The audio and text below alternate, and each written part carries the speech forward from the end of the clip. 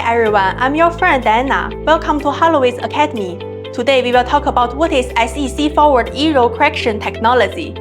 When network cameras send video data through the network, if they encounter abnormal network communications, instability, and high packet loss rate, it will lead to incomplete received data packet, unable to decode and playback normally, and phenomena such as screen mosaic and video stuttering will appear in the image.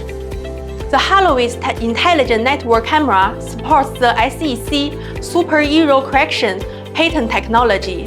When sending data, this technology appends a certain amount of redundant error correction code to the data to be transmitted.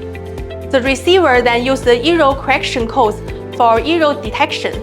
If errors are found, the receiver employs the SEC recovery algorithm to restore the lost package, effectively improving the video viewing experience and avoiding image artifacts and video freeze. With this SEC super error correction technology, HOLOWITS intelligence network camera can ensure normal image display without artifacts or freezes, even when the network packet loss rate is up to 20%. Well, this is everything for today's HOLOWITS Academy. If you think that's helpful, please like and comment. See you next time!